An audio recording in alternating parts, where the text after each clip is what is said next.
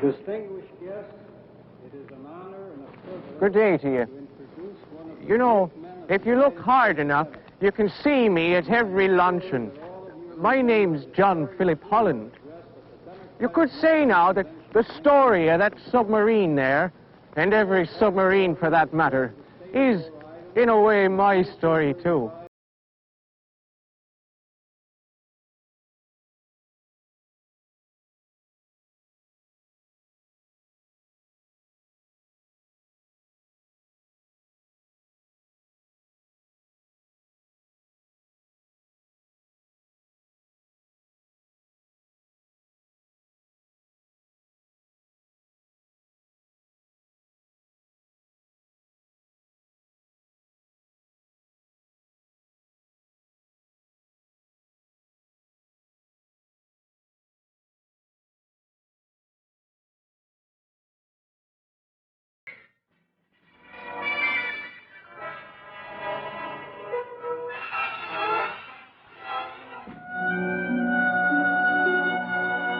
Liscannor in County Clare, a typical Irish village near the sea.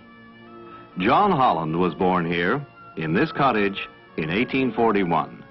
He longed to be a sailor. But with my fuzzy eyes, no one would trust me to row a two-oared boat, much less navigate a ship. He became a teacher instead, and that might have been the end of it. But one day he read a news story which fired his imagination. In the American Civil War, a strange-looking cheese box on a raft, the Monitor, had bested the Confederate Virginia, an ironclad, rebuilt from the damaged hull Merrimac.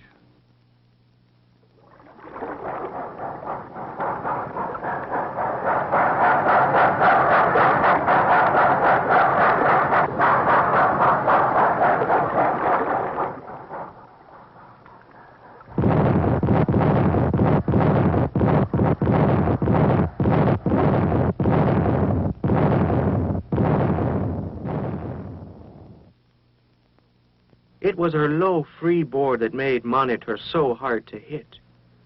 Now, why didn't they go all the way, thought I, and make her a submarine in the first place?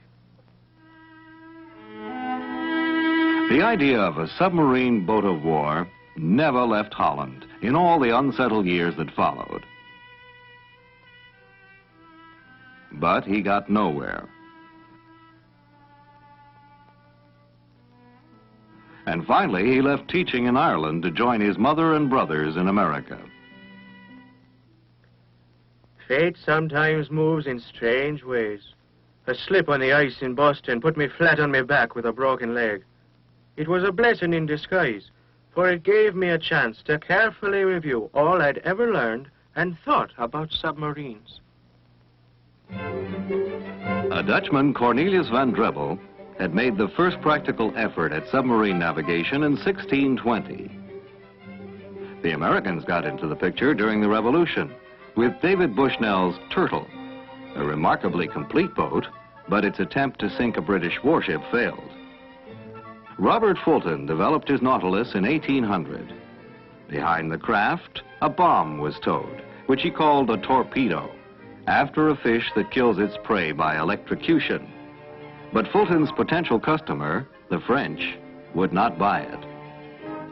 The Confederates had an underwater vessel, the Hunley, propelled by 8 men and with a long weapon spar forward. They loaded explosives on the head of the spar and shoved it into the side of a Union blockade ship, Housatonic, in Charleston Harbor. It blew her apart, but Hunley went down also. It had become obvious that to fight underwater and survive, your torpedo had to be a free and self-propelled missile. In 1868, an English engineer, Robert Whitehead, developed just such a weapon, powered by compressed air. Now at last, the submarine had its teeth for battle. That is, if one could be developed which the authorities would accept. Oh, I itch to get to work on the project. A few months later, Holland sent his proposition to the Navy Department, and he did so with a measure of satisfaction. He knew his approach to the submarine was the right one. The captain who answered advised me to drop the matter. To get something done in Washington, he wrote, is uphill work. Uphill work, was it? Very well, then. There were other ways. Mr. Holland? I'm John Breslin. Sit down, please. Thank you, Mr. Breslin. Now then, your brother's been telling me about this boat of yours that swims underwater. You know, of course, whom I represent. The Fenian Society. You want a free Ireland. Right you are, John Philip Holland. And this boat of yours, if it works, can help us to get it. Now then, what can you do to convince me that it'll work? I have a small model. I can demonstrate it for you this Sunday. You're right to the point, Mr. Holland. And I'll tell you this. If she does work, the Fenian Society is prepared to back you in building a full-scale boat. For the greater glory of a free Ireland.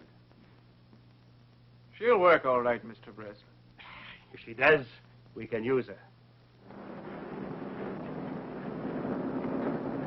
She did work that Sunday, beautifully. And pretty soon, we were in the submarine business. By May 22nd, 1878, all was ready for the launching of John Holland's boat number 1. A group of mill hands heading home that afternoon gathered on the Spruce Street Bridge over the Passaic River in Paterson, New Jersey, to watch what would happen with Holland's wrecking boat. One of the onlookers remarked that the professor, as they called him, had built a coffin for himself.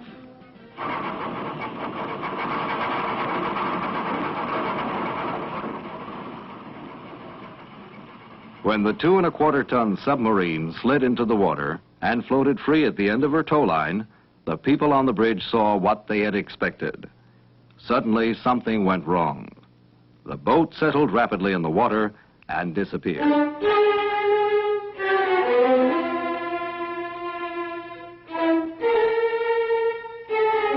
Holland discovered the cause as faulty riveting. And in a month, boat number 1 was functioning so well that Breslin's group authorized the construction of a second and larger boat. And this time, the skeptics thought the professor had built his new coffin for 3 men instead of 1. When we went down, all you could see was a dark green blur. Then, there was a jar, and we knew we'd hit bottom. After a while, I blew the ballast.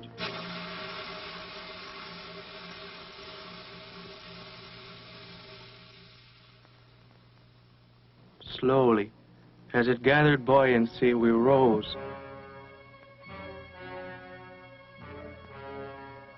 Until it fair to dazzled me. The Fenian ram, they called her. Because of her shape, she could swim underwater as fast as on the surface. And I'd left the bric-a-brac off her topside. In fact, there wasn't even the semblance of a deck. Even an iron fish has to have the clean lines of a fish. Breslin and his bunch were so excited they put Holland to work on a 3rd sub while the ram was still being tested. Soon, the 2 ships were docked side by side. But the Fenians began to think the professor's submarines were costing them too much.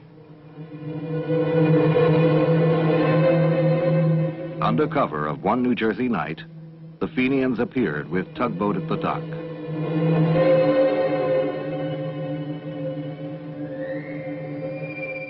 There, a dubious night watchman let himself be convinced an order had come from Holland. In short, Breslin stole both boats.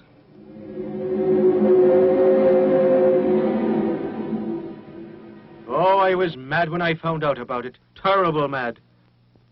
The fools left the hatch open on the new boat and lost her in Long Island Sound.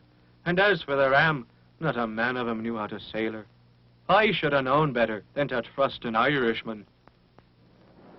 Holland then put together a concern which built a 4th and unsuccessful submarine.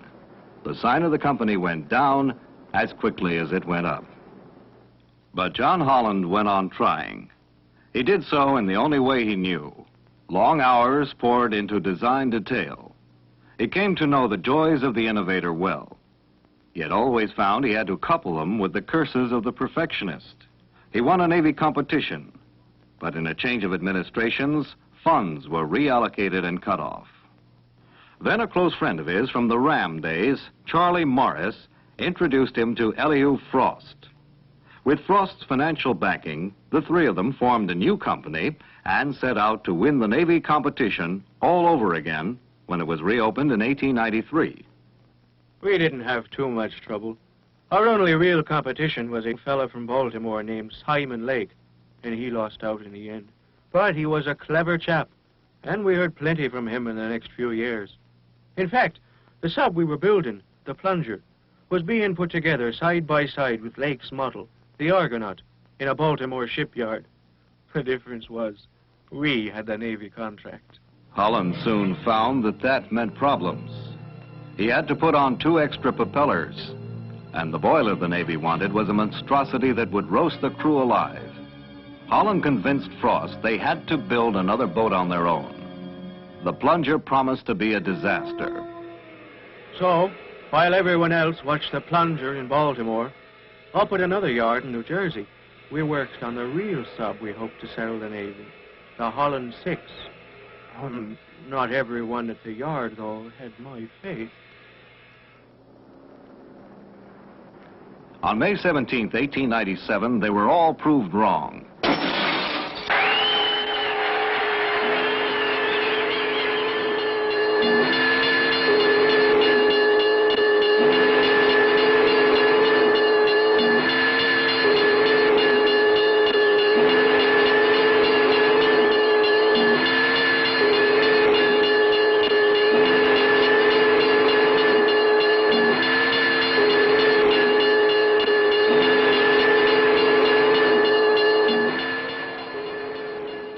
The launch was a success. What remained were the Navy trials. But the stern showed when she dived. Hadn't he ever watched a seabird? Their sterns show too when they dive. On behalf of the board, I must point out, Mr. Holland, that at the last trial, we couldn't tell what you were doing down there. Can't you put longer flagstaffs on that ship of yours? The board. You know what a board is, don't you? Something long and wooden and narrow.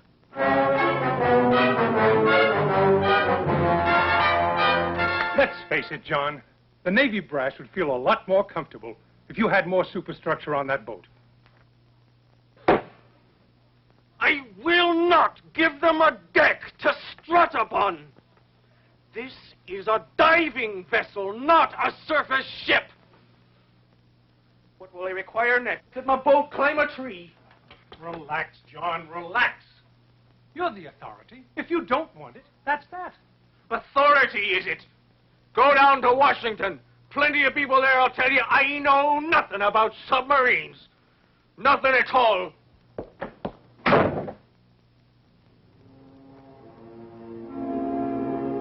John Holland had a right to be disturbed.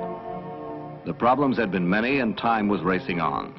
Now, everything hinged on the last trial on the Potomac. Fantastic. Well, what do you think of that craft, Admiral Dewey? Think, sir. If the Spanish had had 2 of those things in Manila, I never could have held the place. That's what I think, sir. The Navy finally purchased the Holland 6 for $150,000 in April 1900, 3 years after they'd launched her. 6 more boats were ordered. It was the beginning of the submarine force of the United States Navy.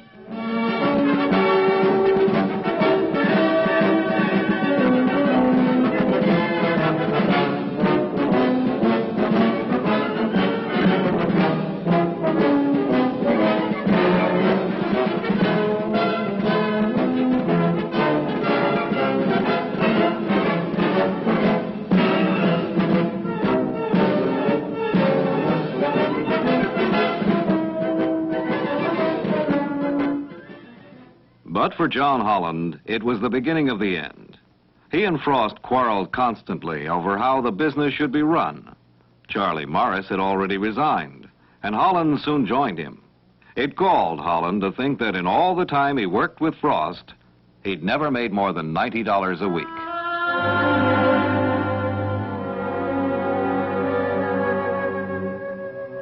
Dear Sir, as my contract expires on the 31st instant, and as it is proper that I should then withdraw from my directorship, I beg to offer my resignation.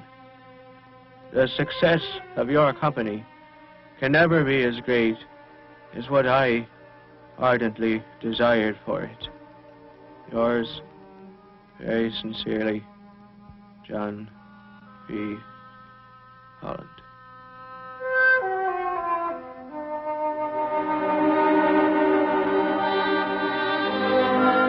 In the next few years, I tried to form my own company, but I had no head for business. I was just a cantankerous old man whom the world had passed by.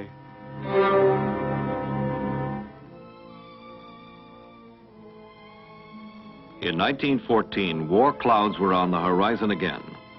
This time, the Germans would see to it that the submarine was not idle. Holland was sick with pneumonia, but somebody had to warn the Allies. He wrote the British Admiralty. Imagine me, an Irishman, helping the British. I was 73, and old age must really have been catching up with me.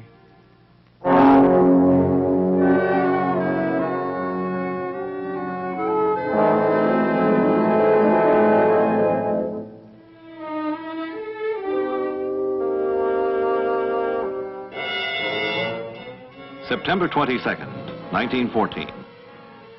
40 days after John Holland died, the German U-9 sank 3 British cruisers off the Dutch coast. 1,400 men went to their deaths. Submarines had come a long way from the Confederate Hunley. They had become a specialized battle force in every respectable navy in the world. And yet they continued to improve. With their diesel engines for surface running and battery charging, electric motors for underwater running, periscopes and accurate torpedoes, the boats were amazingly efficient engines of destruction, especially in the hands of a skillful commander. But as time went on, radar and sonar began forcing subs to dive quicker and deeper and stay under longer. What was then needed was a true submersible that would stay under permanently, not one that had to surface periodically.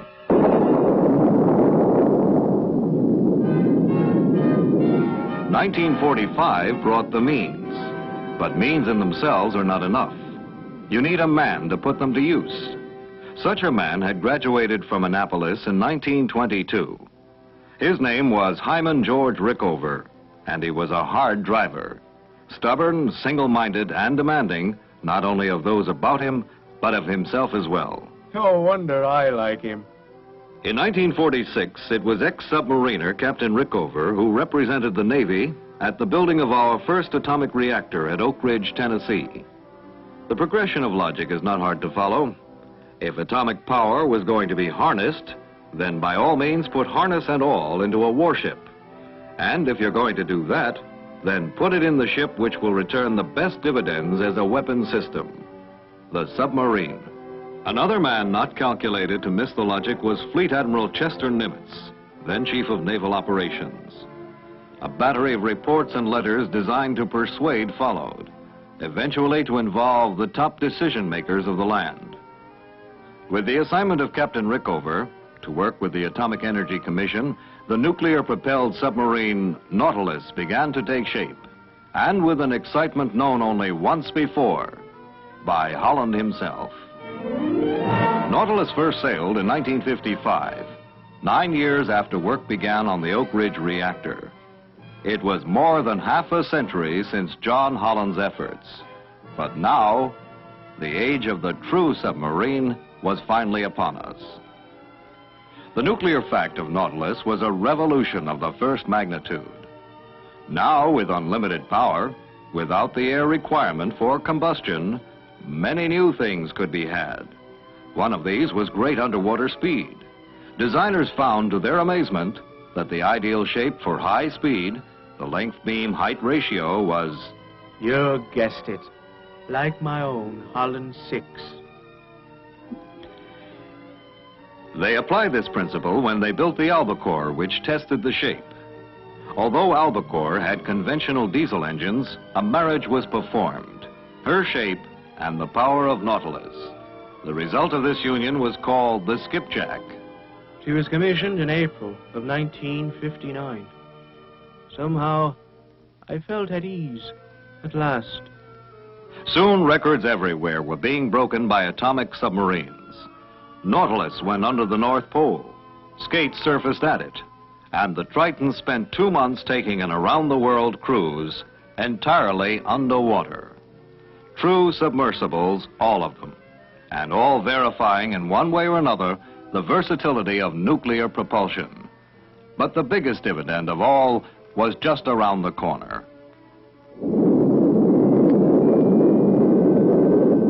The Polaris missile has now given that strange new fish, the nuclear submarine, immense stature in the world of strategic nuclear weapons. And here again, the iron determination of one man made the difference. In 1955, Admiral William F. Rayburn was told to develop a missile that could be fired from underwater to hit a target 1,500 miles away. In July of 1960, after one of America's greatest technological achievements, the bird left its nuclear-propelled cage on target and 5 years ahead of schedule. The George Washington became the first of our current fleet of 41 Polaris submarines. The missile's range has gone from 1,500 to 2,800 miles. This means there isn't a potential enemy on the map it can't hit. And the new Poseidon missile going into these subs is even more powerful. At the same time, the Polaris Poseidon submarine is not the ultimate underwater weapon from our standpoint. Someday our subs will be capable of delivering a missile to any spot on the globe from any spot in the oceans. This is because such a sub will carry a true intercontinental ballistic missile in it. It will be the most invulnerable of systems at sea, and it will not attract fire to the homeland. Small wonder, then, that some naval authorities feel the ICBM submarine may become the most important element of all, should we ever get nuclear war thrust upon us. But the Navy's not just interested in attack submarines and missile submarines. Disasters like the loss of Thresher and Scorpion have increased the interest in deep-water search vessels like the two-man Alvin, which cruises at 6,000 feet, and Illuminaut, whose aluminum hull lets it operate to depths of 15,000 feet.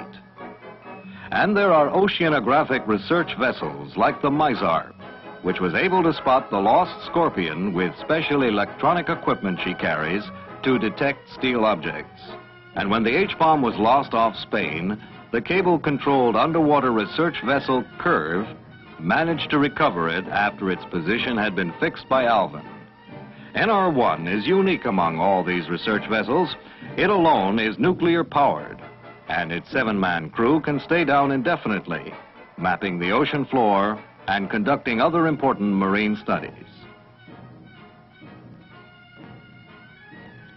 The U.S. Navy's pioneering exploration and study of the ocean depths, from its first acceptance of John Holland's oddball boat with no deck to strut upon, to today's sophisticated missile subs and underwater research stations, has provided the point of departure for thousands of civilian scientists, engineers, and planners, for a new major industry that may well be the salvation of mankind. It's something the little professor from Patterson never dreamed of when he went down in his first floating coffin. It's true, you know. I never did. Simon Lake, he was the one. He never thought of the submarine as a weapon the way I did. He was the one who had an inkling of some of the other things it could lead to. Now, if Simon Lake and John Holland had been one man, there would have been a real genius for you. Well, even if I did think of the submarine basically as a weapon, Even if I didn't realize all the applications that technology after me has brought on, they're still my boats, every one of them. Since I passed on, I've seen many a luncheon, and I intend to see many another one. Which reminds me, that's what I really came here for. So, with your kind permission, I'll be saying so long, and getting to the work at hand.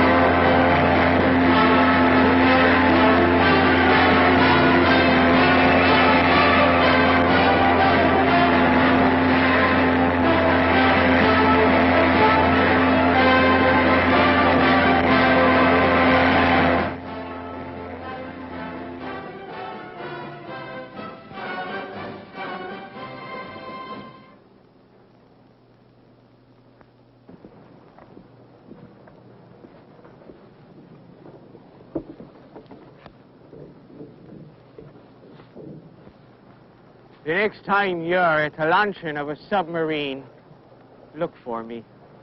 I'll be there.